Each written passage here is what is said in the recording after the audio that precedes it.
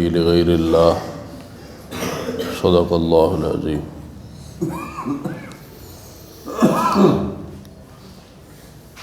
اس آیت مبارکہ کے اندر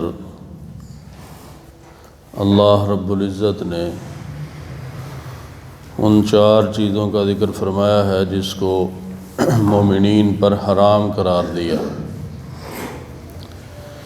پچھلی آیت میں مذکور تھا کہ اللہ رب العزت کے عطا کردہ پاکیزہ رزق میں سے مومنین جو ہیں وہ کھائیں اور اللہ کا شکر ادا کریں۔ تو آگے اس آیت کے اندر 4 چیزوں کو حرام قرار دیا کہ یہ تم پر حرام ہے، ان کو نہیں کھانا۔ ان 4 میں سے پہلی چیز میتہ، مردار۔ مردار کہتے ہیں وہ حلال جانور جس کو شریعت نے جس کا کھانا حلال قرار دیا ہے، بغیر شرعی ذبح کرنے کے وہ مر گیا تو وہ مردار ہے۔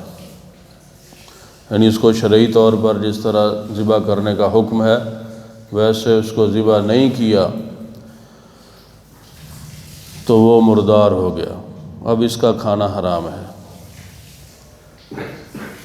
اسی طرح گر کر جانور مر گیا، کسی درندے نے پھاڑ لیا تو اس کا بچا ہوا حصہ، تو یہ سب مردار ہیں اور اس کا کھانا حرام ہے۔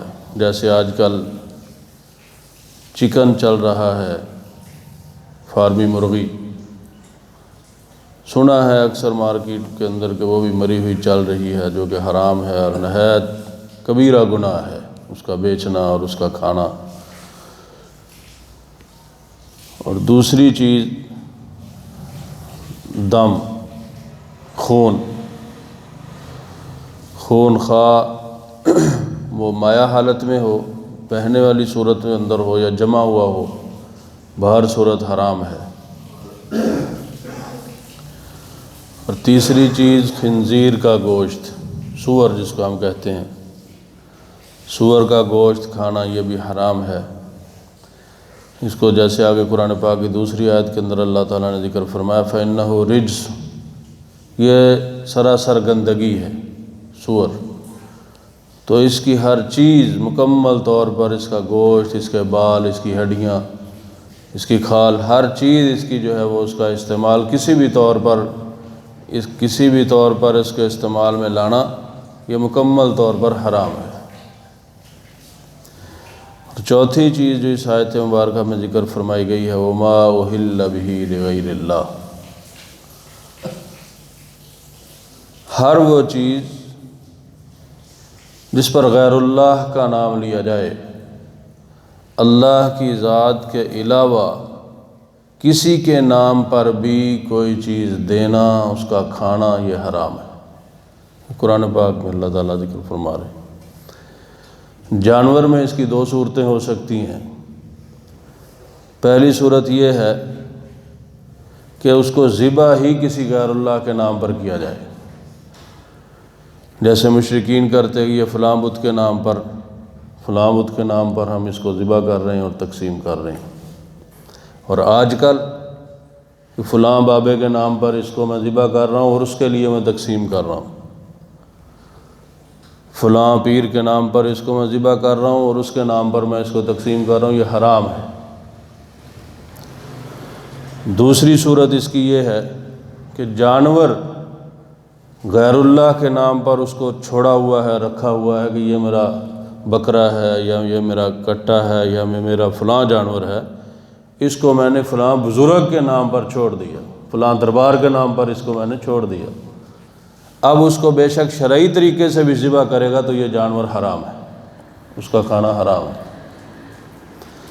اور عموم کے اندر کوئی بھی چیز جس کو ہم صدقے کے طور پر تقسیم کرتے ہیں، اس میں اگر ہم غیر اللہ کا نام لیں گے، اللہ کی ذات کے علاوہ ہر شے غیر ہے۔ یہ بات سمجھنے کی ہے، یہ عقیدے کی بات ہے کہ ہو مسلمان ہو اللہ کے احکامات کا پابند، ہو نبی کریم صلی اللہ علیہ وآلہ وسلم کا امتی، ہو آپ صلی اللہ علیہ وسلم کی سنتوں پر چلنے والا، اور خواہش مند بھی ہو کہ کل میدان محشر میں نبی مکرم صلی اللہ علیہ وسلم میری شفاعت فرمائیں، تو اللہ کی ذات کے علاوہ نبی، ولی، کتب، ابدال کوئی بھی ہے وہ اللہ کا غیر ہے، یہ بات سمجھنے کی۔ تو اللہ کی ذات کے علاوہ، میں نہیں کہہ رہا، یہ قرآن پاک کہہ رہا ہے، اللہ کی ذات کے علاوہ کسی کے نام پر بھی کوئی چیز تقسیم کرنا، شاہ عبد القادر جیلانی رحمۃ اللہ علیہ ہوں، وہ محمد علی حجویری رحمۃ اللہ علیہ ہوں، کوئی بھی بزرگ ہو، جب نبی کے نام پر دینا حرام ہے تو یہ تو سب اس کے بعد کی باتیں ہیں۔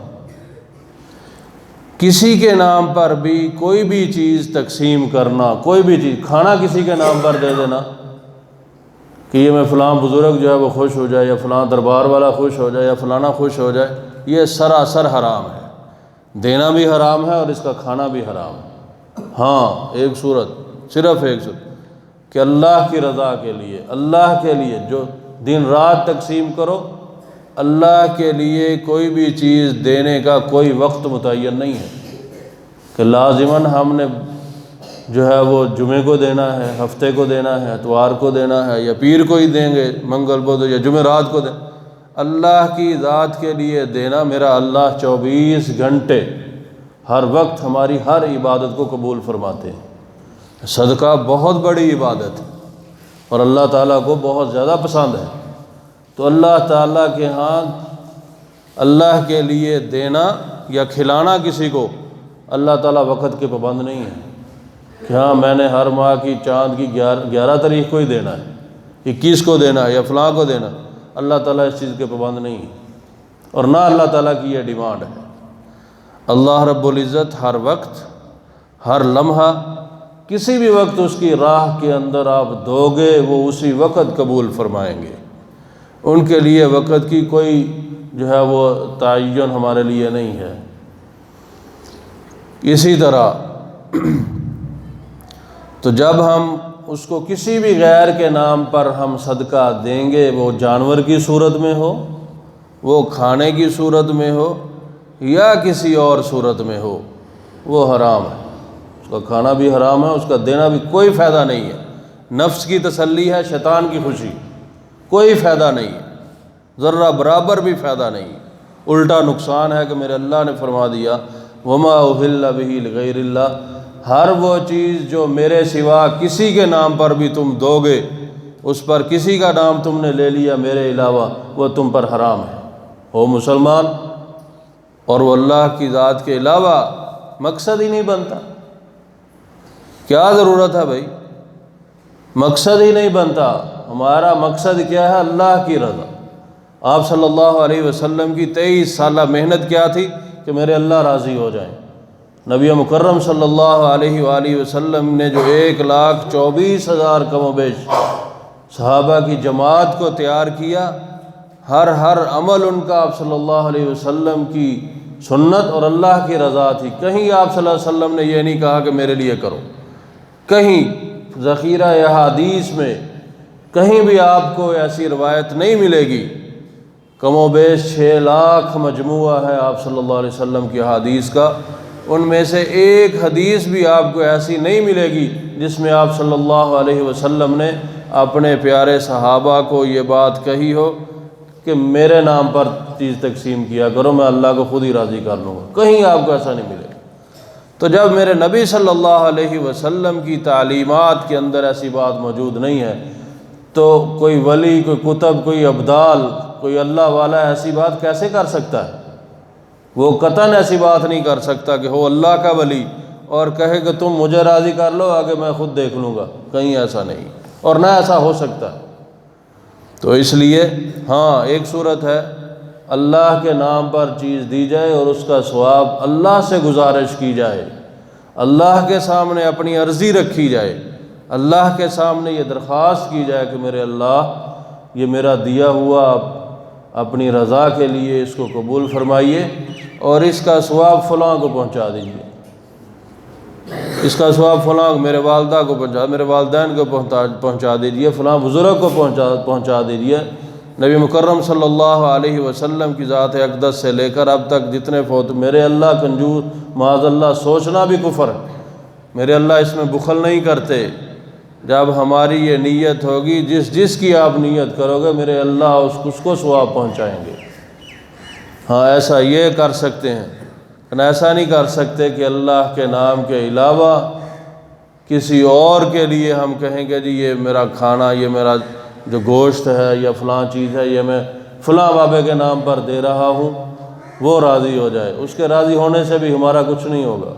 ہمارا جو ہے وہ کب ہمیں فائدہ ہوگا؟ جب میرے اللہ راضی ہوں گے۔ تو میرے اللہ کو ہر عمل کے اندر میرے اللہ کی رضا ہی مقصود، مومن کے مقصد ہے اور مومن کا مقصود ہے۔ اس کا خاص خیال رکھیں، یہ عقیدے کی بات ہے۔ ترجمہ سن لیں۔ انما حرم علیکم المیتہ، بے شک حرام قرار دے دیا ہے تم پر اللہ رب العزت نے ہر قسم کے مردار کو، والدم اور خون، ولحم الخنزیر اور سور کا گوشت، وما اہل بہ لغیر اللہ اور ہر ایسی چیز جس کو تقسیم کیا جائے اللہ کے غیر کے لیے۔ اللہ تعالیٰ سے دعا ہے کہ اللہ رب العزت ہمیں صحیح معنوں میں حق کہنے، حق سننے اور حق پر عمل کرنے کی توفیق عطا فرمائے، اور اپنا پاکیزہ اور حلال اور طیب مال وافر مقدار میں عطا فرمائے، اور ہر عمل کے اندر اپنی رضا ہمارا مقصود اور مطلوب بنائے۔ وآخر دعوانا الحمد للہ رب العالمین۔